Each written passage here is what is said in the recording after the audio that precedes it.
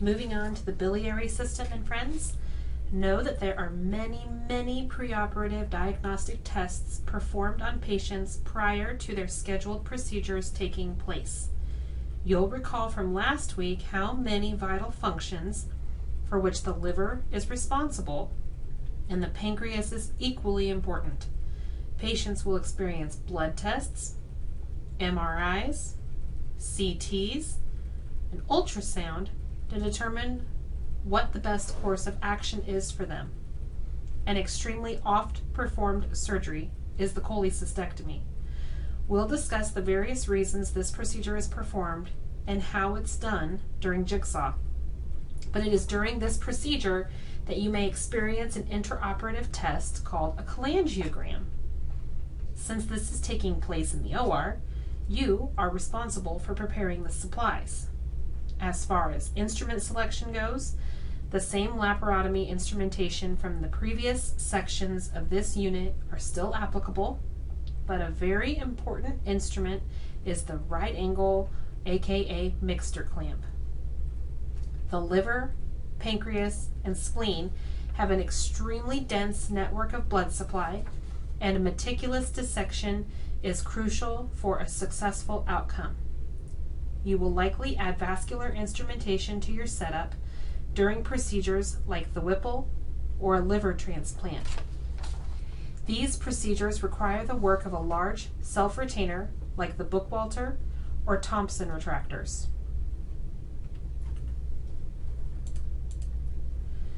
As I said just a moment ago, these organs are oh so delicate and are supplied with a dense network of blood.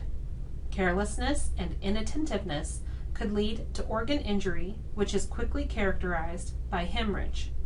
In the operating room, we have what we call hemorrhage protocol, and it encompasses the 4 following factors: access, visualization, good lighting, and clamps. First is access. If you're already in the abdomen, this means retractors may need to be added or adjusted immediately. If you're not already in the abdomen, you have to get into the abdomen with an incision. Next is visualization. This is accomplished mostly by using suction.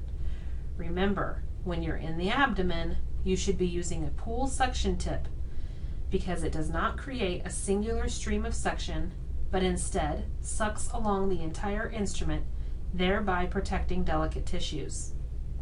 Suction may be your responsibility during surgery on a routine basis, but remember, it's nothing to take offense over if a surgeon needs to suction for themselves.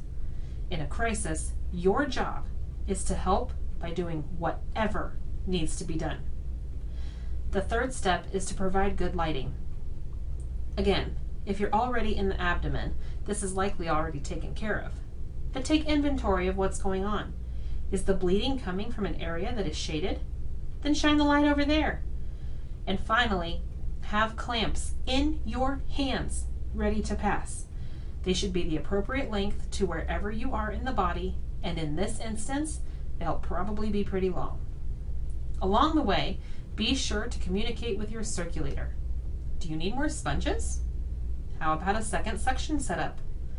My hope for you is you get to see a hemorrhage crisis while you're a student, so you can see how it gets handled by an entire team, not just one person.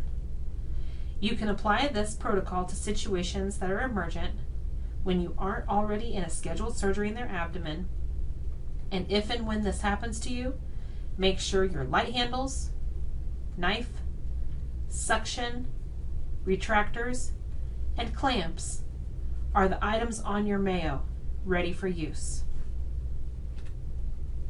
Our last topic of discussion pertains to the perioperative considerations revolving around non-cosmetic breast surgery.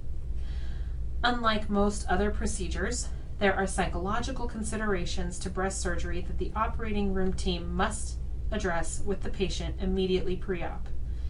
They reflect reproductive ability and sexuality for many women.